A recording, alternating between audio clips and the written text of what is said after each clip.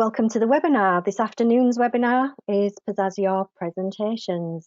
For the purpose of today's webinar, I'm going to give you an insight into some of the key features within PowerPoint, just so that you can use when you're creating and editing presentations. But before you put your presentations together, you really need to start considering the presentation and start doing some presentation planning. To start off with, what's the purpose of your presentation? Is it to inform? Is it to instruct? And who's the audience going to be? Are they colleagues? Are they customers? Because that will help you pitch your presentation right. And what type of presentation is it? Is it going to be a fun presentation, a fact presentation? When you've got all this information, you can then start to pitch your content right as well. You can also plan to make the content appropriate.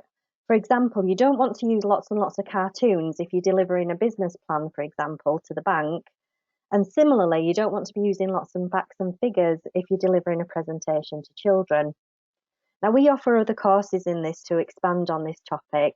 So we have additional PowerPoint courses, but also courses on the softer skills, which are designed to help you plan and structure and actually stand up and deliver presentations.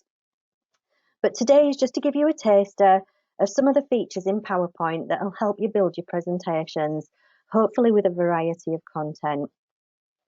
So I'm just going to end this presentation and go into a presentation that I've already started. And we're going to have a look at, first of all, getting some content into the presentation. So I've already got 2 slides in here, not very much going on at all. And I happen to know that I have content that I want in this presentation that already exists elsewhere. So I have some slides in a presentation that I know has got some data in. I could file, open the presentation, find the slides, copy and paste them in. Or I can just import them directly into this presentation, which is exactly what I'm going to do. So first of all, I'm going to click on the slide sorter at the left-hand side. I'm just going to click at the end of the presentation because that's where I want the new slides to go.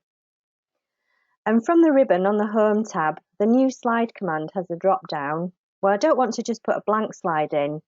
Down at the bottom, I want to reuse slides that already exist in another presentation. That brings up for me the task panel at the right-hand side of the screen to reuse slides. There's links in here. I can open a slide library from SharePoint. I can open another PowerPoint file, or I can go into a recent one.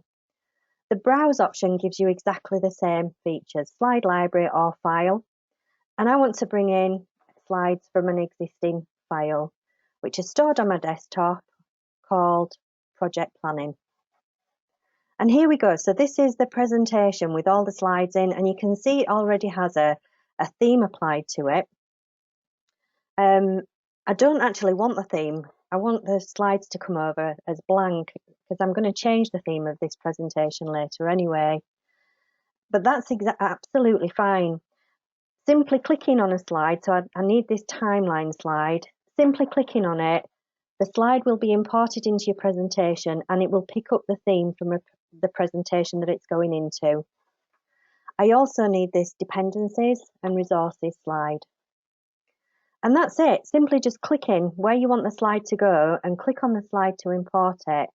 Just to demonstrate, there are a few other options. On a right click, you can also insert all the slides and apply the theme to all the slides, or apply the theme to just the selected slides.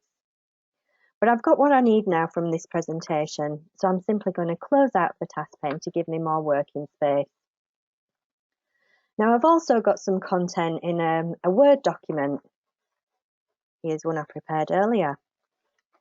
Now this Word document I have open has been formatted using heading styles. So this isn't a Word training course, but on your ribbon up at the top of your screen, there are some predefined heading styles. Now, by formatting headings with these styles, when you import the information into PowerPoint, PowerPoint will take the styles and convert the data appropriately for you. So I'm using a selection of heading style number 1. Some of the headings are heading style number 2. Some of the headings are heading style number 3. and some of the content is just formatted as normal. So what will happen when this data lands into PowerPoint? Anything that's a heading style number 1 will be added to the title of the slide that it goes into. Anything that's a heading style number 2 will be displayed in the text box as a main bullet. Anything that's a heading level 3 will be in the text box as a sub-bullet. And that would go on as sub-sub-bullet and sub-sub-sub-bullet, depending on which of the heading levels you've used. There's up to 9, by the way, in Microsoft Word. Okay, so this particular document is absolutely fine. It's all formatted. And really all I need in PowerPoint is the headline data. I don't need all the text that goes behind it, just the headline data, because I'll talk about that in my presentation. So I'm just going to save my changes to this document and close out of it. So again, these slides, I want them to go at the end of my presentation. And going back to the new slide drop-down list, I'm going to bring slides in from an outline. The idea of the outline is those heading levels that the document was formatted with. So that's the document that's on my desktop, I believe. And hey presto, the information that was stored in the Word document, anything that was a heading level 1 is now the title. Heading level 2s are main bullet points. Heading level 3s are sub-bullets, and so on. Now this particular slide, because of the formatting in Word, it's also imported the formatting into my presentation, which isn't what I wanted. You can always, on your Home tab, reset the layout of your slides so that they fall in line with the current theme of your presentation. And it really does save you messing about, copying and pasting and formatting endlessly in a presentation. Just the last bit of content that I'm going to bring in, so I'm just going to click at the bottom of my presentation and insert a new slide, and I just want it to have a title only, so just a title only slide. And I'm going to put some costings in for my project. Now I have some information, a chart that I want to put into this presentation that I already have in an Excel spreadsheet. Just a quick, using your control panel at the right, use the chat box. Just let me know, have you used copy and paste before? Just yes or no will do fine. Because I am going to use copy and paste, but I'm going to use it a little bit more than that. I'm going to have a look at the different paste options. So everybody's yes, everybody's used copy and paste, fantastic. So I'm just going to click once on my chart, and on the ribbon at the top of the screen, I'm just going to copy the chart from there.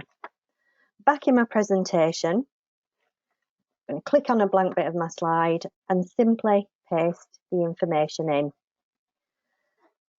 Now, although we're talking about PowerPoint today, it's important to understand sort of Microsoft as a whole. So if you're copying from one program and pasting into another program, the program that you're pasting into will do its best to say, this is the nearest thing I've got. But because it is possible to insert charts into a presentation, there is an insert chart feature, and charting Microsoft, the suite of programs, is almost like a mini app. So the chart app is used in PowerPoint, in Word, and in Excel, and that's how it's pasted the data in. However, I want a little bit of functionality. I don't want to have to use this to go and edit the data. It's all a little bit time consuming and cumbersome. So what I'd like to do now is have a look at the Paste Special options. So again, Paste Special, do you want to yes or no me? Just going to copy this chart again and go back into PowerPoint. So yes, lots of you have used, some no with Paste Special. So with Paste Special, I'm going to paste this Microsoft Excel chart, but I want to paste it as a Microsoft Excel chart object. So it has the functionality of Excel, but within PowerPoint. Now when I click OK, it's pasted it in as an object, like a drawn shape. I don't have the chart tools, it thinks it's an object. If I double click on this object now, I have the functionality of Excel. I don't know if you can see the sheets. And if I start changing the figures,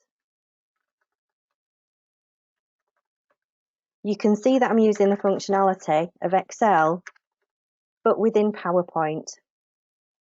And then go back to the chart, simply click away from it, and there we go. Oh, it's gone a bit big.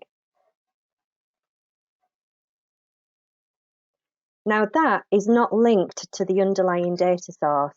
So those changes that I've just made to those figures won't have affected my Excel spreadsheet. But that's actually not what I wanted.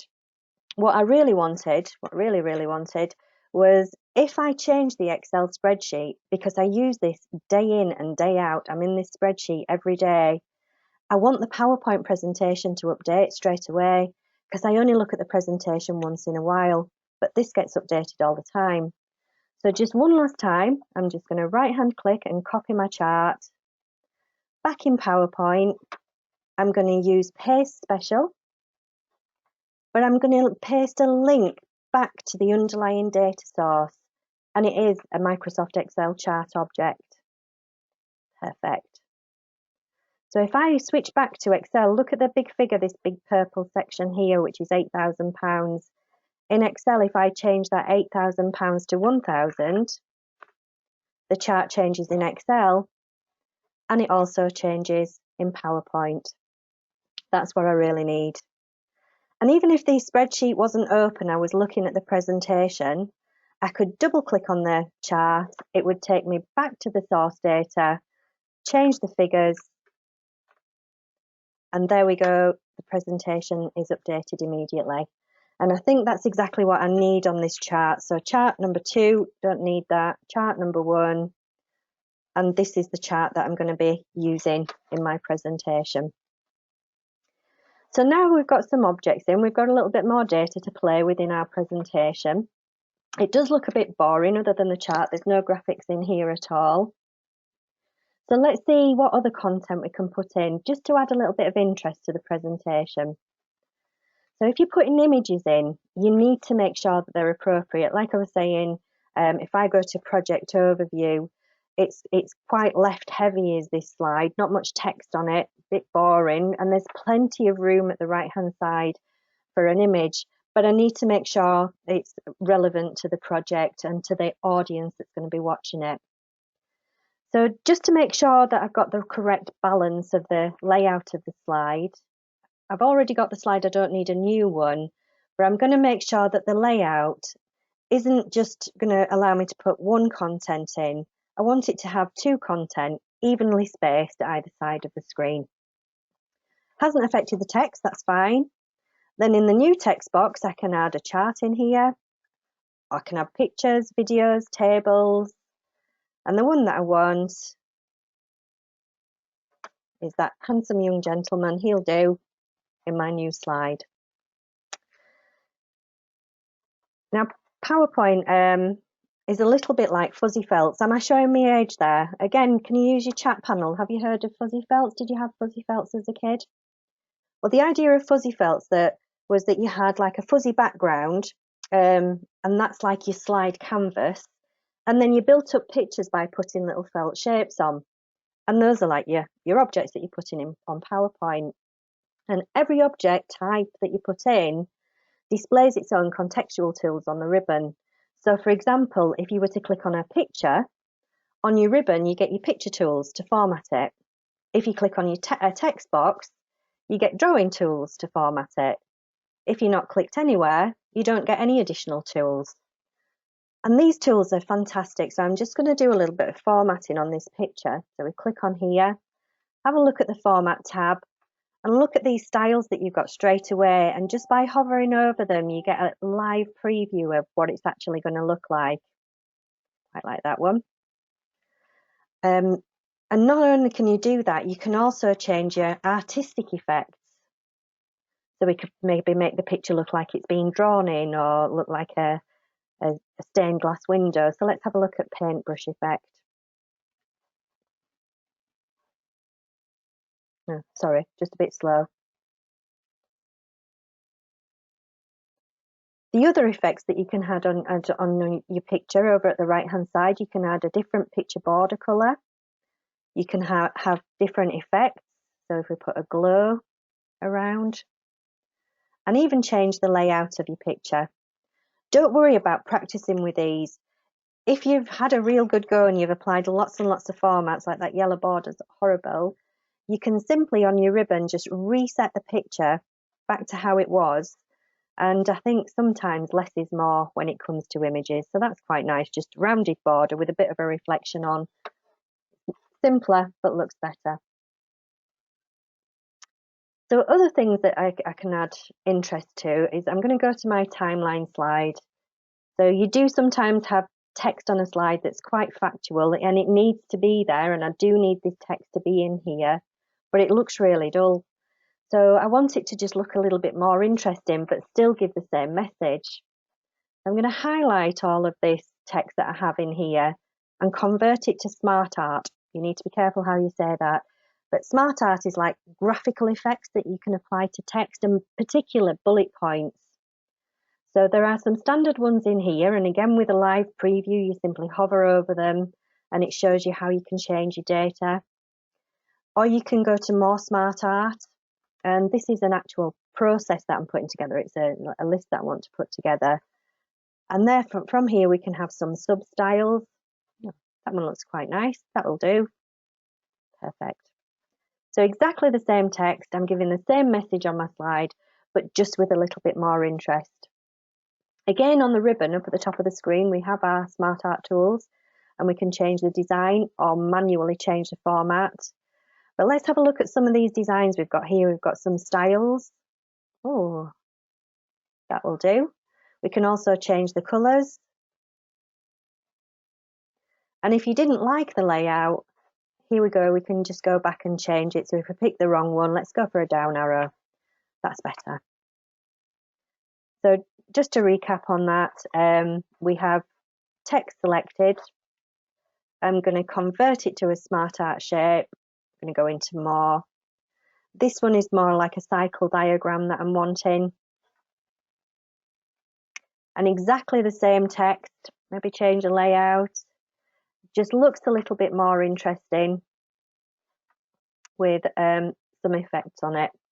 So I think you'll agree that just looks so much better than having words, bullet points on your presentation. So now we've got a little bit more content in the presentation and it looks a little bit more interesting. We think about the whole presentation. So presentations as a whole need to follow a specific theme, colour scheme, backgrounds, graphics that you might have on them. And PowerPoint's got a number of predefined themes that you can use. So I'm just going to go to slide number 2 because I've got a graphic on there and some text so we can see the effects. And from the Designs tab, again, you can use the live preview to see how these will affect your presentation. Some are better than others. You need to think about the graphics you've got on there as well. So would that bar at the bottom impede on the other presentation? I think that purple might just get in the way. And there are more of them. So from each of these themes, when you select one, it will update the entire presentation. You can then add your own variations to colours. You can add variations to the fonts that they use. I quite like Arial, it's the easiest to read. Not very exciting, but easy to read. Also effects, any special effects that you might want to apply. Let's go for glossy effects. And that will have affected our graphics. And finally, you can apply background styles as well. No, I don't think they add anything. I'll leave the background styles out of there. If you use a style over and over again, you could come into PowerPoint and just apply those bits and pieces that I've just put on there, those themes. But if you want to use this in future presentations, you can actually save this as a theme and reuse it again and again and again.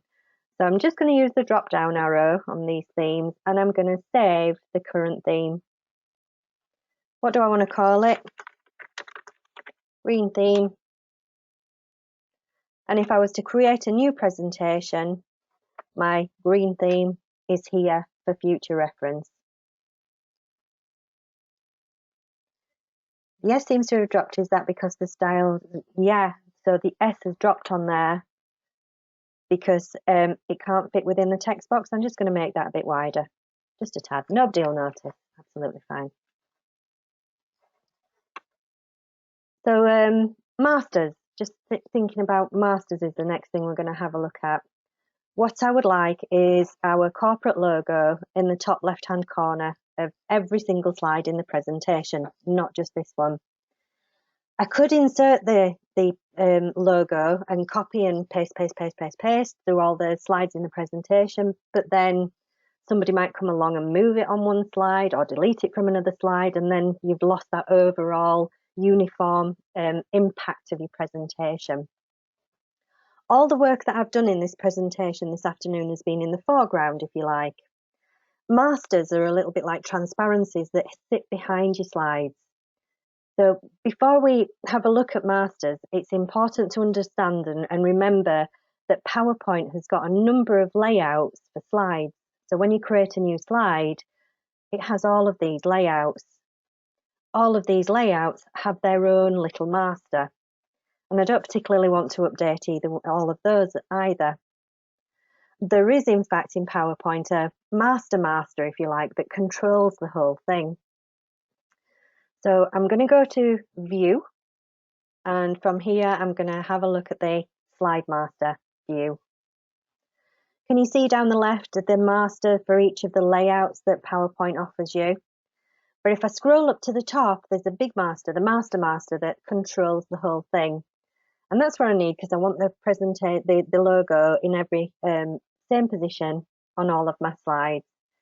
So I'm going to insert a picture, and the picture I'll use is our ITS logo, which I'll just move into the top corner of the slide and maybe resize it a bit. Perfect. Doesn't need to be huge. And I don't know if you can see that has then updated the individual masters in my presentation. The only one it hasn't changed is the title slide layout, purely and simply because your title slide may differ from other slides in your presentation, just so that you know, or your audience knows, you're changing subject or you're starting a new subject matter. So I'm now on the Slide Master tab on the ribbon. I'm going to close out of that. And there we go. On all the slides in my presentation, we have our logo. I can't click it, I can't move it, I can't delete it, because it sits in the master in the background of the presentation. As I mentioned, the only one that won't have changed is the title slide, as they might be different.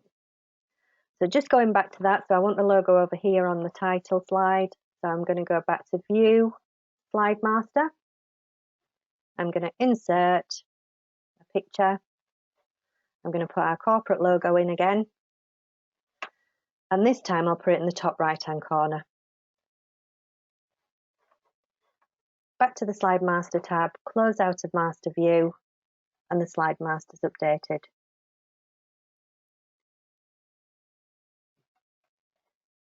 Okay. So I think we're getting there with our presentation now, so it's looking better than it was initially. But again, thinking about the presentation as a whole, you have what are called transition effects. I'm going to run the slide from slide 1 now, which I could use the slideshow button down at the bottom of the screen, or I could use View and I could start the slideshow and start the slideshow from the beginning.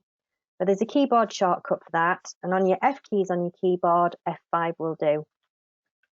I'm just using my down arrow to move through the slides in the presentation, and I'm just going to press Escape to end the show because it's a little bit dull. Transition effects are effects that will be applied to your slide when one slide disappears off your screen, how the next one comes on, so that your audience know that you've changed, you're moving on, and you've got onto your next topic that you want to talk about. So it's kind of in order is the tab on the ribbon in PowerPoint. So your home tab for your basics, you put things in, you then change the design, and now we're going to have a look at some transition effects. Lots of transition effects already here for you. Some are a little bit too glitzy for me, like the dissolve one and checkerboard. but some are actually quite nice, like the gallery one, for example, how one slide disappears off and the next one comes on, or cube. And each of those effects, so the cube, I could say the effect options, I want it to cube from the bottom or from the top. And you can tell if you've applied a transition effect to a slide.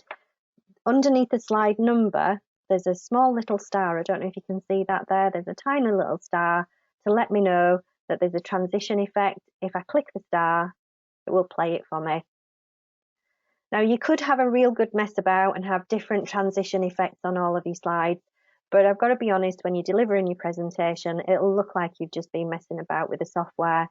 It's a better idea to have that uniformity, that professional overview for your presentation. So I'm just going to go back to slide number 5 that has that cube effect, and I'm going to use the button there to apply to all. So if I use that F5 key again on my keyboard, again, just adding a little bit more interest as you move from slide to slide in your presentation. Again, I'm just going to press escape to end that. So where transitions affect all the whole slide, how one slide disappears off and the next one comes on, animation effects are to animate the objects on your presentation. And that could be text boxes, it could be charts, it could be graphics, pictures, anything at all. You can have multiple effects, so you can have an effect as an object comes on. You can emphasize it once it's on your slide. You can have an exit effect, and you can also have a motion effect to move around. You can have all of those if you wanted, just on one object. But again, my advice would be, don't put too much animation in. When you're delivering your presentation, you'll be clicking endlessly to trigger each of those animations. So I'm going to select the text box that we've got here. And if I have a look at the animations tab, I show you the drop down, I can have entrance effects, which are in green, traffic lights, emphasize the object in yellow, make it disappear off, or put some motion effects on here. So I'd just like, when this object comes in, I'd like it to float in. Perfect. Great stuff. Now that's added an entrance effect. If I was then to choose an emphasis one, what PowerPoint has actually done is removed the entrance effect and replaced it with an emphasis effect. So I didn't want to do that. I'm going to float in. If you're wanting to change to put more effects on, you need to then add additional animation. Let's go for theta. A little bit like the effect options for your transition. So we went for cube. You can do the same from here. So if I use the keyboard shortcut to run the presentation from slide number 1, it's F5, but to run from the current presentation, it's Shift and F5. So because I've got lots of animation, I have to click to trigger. Excuse me, so I can talk all I want about description of the issue, how it was resolved, and then I have to click. See what I mean? A little bit too much clicking going on. Excuse me. The animation pane can also be used to remove animation. So the yellow ones I'm going to take off. Let's put the floating ones in again. Excuse me. But these last headings, time, cost, another, I don't want them coming in with a heading. I want to be able to talk about time, and then when I'm ready, I want to be able to click to bring cost on, and then click to bring other on. So I'm going to change the effect options and paragraph, float in and bring it in by paragraph. And the third one's, oops, sorry, I'm going to bring in on click, and so on. So now I can shift an F5. When I'm ready, click to bring the objects in. So I can talk about the impact and then talk about the time. And only when I'm ready to click do I bring the next one in. Obviously, when we're working with, when we're delivering this as a PowerPoint course as a whole, we spend a lot more time on this. So we now have our presentation. Actually, I just wanted to show you the animation effects for maybe objects with the effect options, bringing them in one by one, or bringing them in one level at a time, so the outer and the inner, just using the effect options. So we started off with very little. We brought some content in. We've had some interest with graphics, and we've also put a theme on. We've now got a master. We've got some transition and some animations on here. You're now ready to run your presentation. But before you run your presentation, you really ought to rehearse it and make sure that your timings are right. You sometimes get given timings for a presentation anyway. For example, if you were going for an interview, you might get given 10 minutes. Or for a training session, for example, important that you get that right. Even if you don't have any time constraints, you ought to know how long your presentation is going to take, so you can let your audience know at the beginning, so they know what they're in for. So when you start the presentation, they're not sitting thinking, I'm going to be here for 5 hours. They know that you're expecting it to last approximately 4 minutes or however long. So on the slideshow tab, so again, moving on nicely, just taking one tab at a time, we have an option on here to rehearse our timings. So what this will do is it will run through the presentation, it'll have its own little toolbar, and it'll tell you how long each slide has been on. So let's rehearse our timings. So by the way, when you're doing this, don't sit on a chair in front of your PC. Get up, stand up, preferably in the room that you're actually going to be delivering the presentation, and pick out pieces of the room as if you were talking to people. You'll get much more of a proper defined idea of how long the presentation is going to last. So you would now run through the presentation and talk as if you were running an actual presentation. I'm just going to run through this really quickly for the purpose of this webinar. Thank gosh I've taken some of those animation effects off. And here we go. So we've got to the end of the presentation and the total time is about 3 seconds. Do you want to save the new slide timings? So for this instance, I'm going to say, yes, I do. And if I display this presentation in the bottom right corner in slide sorter view, beneath each slide, I can see how long each one's going to take me. And you might look at that and think, oh, actually, I'm going to need more time for that one. 1 second isn't going to be enough. I know I'm going to get asked some questions on that one. So I need to allow a little bit more time. If I go back to the transitions tab, I can always down here change the duration. So let's change that to 6 minutes. So that particular, or 6 seconds as it is, 6 seconds that particular slide's going to be on. If you want to remove the timings for your slide, because you may not want them appearing automatically after a certain number of seconds, you can turn that off and apply to all slides.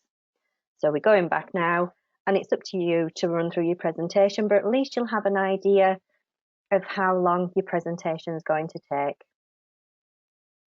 If you're delivering a presentation in an office environment, usually these days you have a laptop hooked up to a nice screen on the wall. So you've actually got 2 displays, 2 screens to look at, and you can use what's called presenter view. And presenter view will show the presentation to the audience. But in the second screen, you will have the slide miniature. You will also see your notes. So if you've added any notes to your presentation, you'll see those, and you'll also see the next slide that's coming up in the presentation. You'll have little tools to move along with a pen and things, but to make sure that this is going to be all working okay, on the slideshow ribbon tab, we're going to set up the slideshow. So how do you want the slides to come on? Is it using the timings? No, actually, I want to click. I want to manually click, so I want to be in control, and the slides come on when I'm ready. What about the monitors? You've got two monitors. Do you want to use the primary monitor for the slideshow, or for what the audience see, or the other monitor? What about the resolution? And do you want to use presenter view? So if you have got a secondary screen, in order to see that presenter view on the secondary screen, you would need to tick to use it. I'm happy with those settings now, and I'm going to click OK.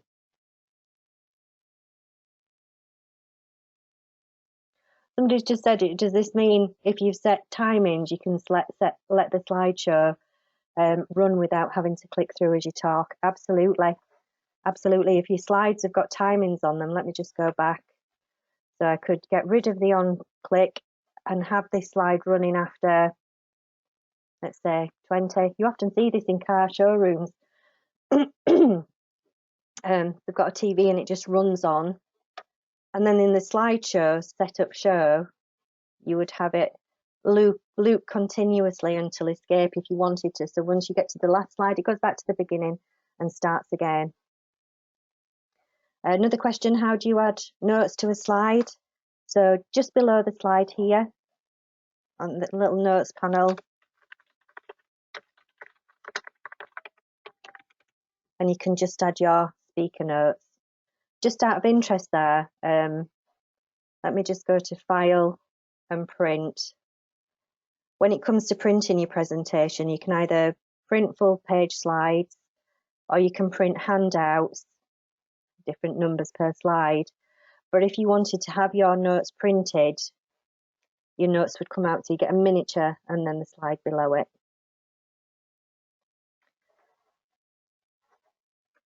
Okay, is there a way to pause if you're running on auto? Yes, but you need to be right in front of the screen, so you'd have to be there to pause it. The one last thing I'm going to show you before we finish the presentation. I have seen presentations run where you start off and there's a desktop, and then somebody opens an Explorer window and they dig about in the Explorer window, and then they double click on the file and the presentation opens, and you see all the gubbins within PowerPoint, which you don't need to see. You get a glimpse of the notes that are in there if the slide's big enough, and it just makes me cringe a little bit. So what I'm going to do is save the changes to this presentation because it is how I wanted it to be. But then using File and Save As, I'm going to browse, and on my desktop, I'm going to save a PowerPoint show, not a PowerPoint presentation. I'm going to save a PowerPoint show. Okay, I now have two files. The PowerPoint show is one file and the presentation is another one. If I make a change to this presentation, I'm going to need to resave the show. So you would only ever save the show when it's finally done. If I just minimize this now to show my desktop, which you would tidy up before you started doing this, you would find your presentation that's saved as a show, so you wouldn't have all this on your desktop. Double click, and straight away your presentation runs. You don't have to go into PowerPoint and start running it. It just runs straight away. I'm just going to press Escape to end it. So just bear in mind that there are two separate files as well. Those PowerPoint shows are great if you want to share your presentation with somebody via email, because they don't have to just click through your slide or know how to use PowerPoint, that you have to start a slideshow. So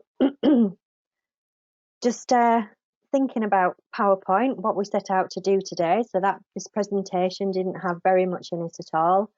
We had a look at bringing content in from other locations, either reusing from PowerPoint or from an outline in Word.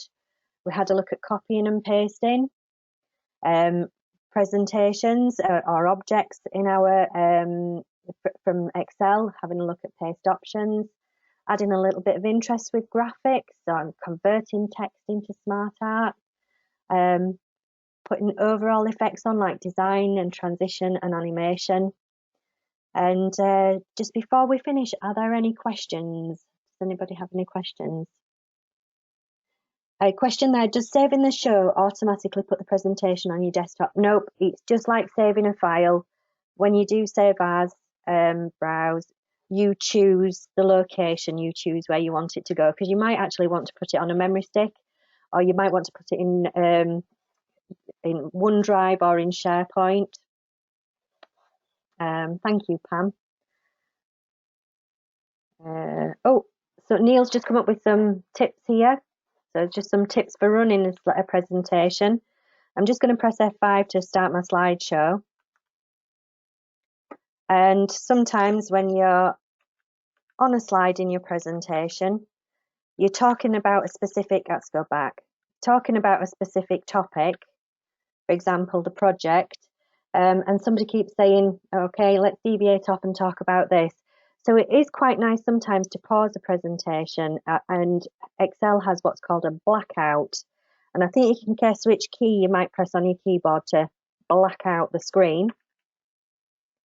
And then black out again, or escape, when you're ready to continue. So it just pauses the presentation and the audience have to focus on you then.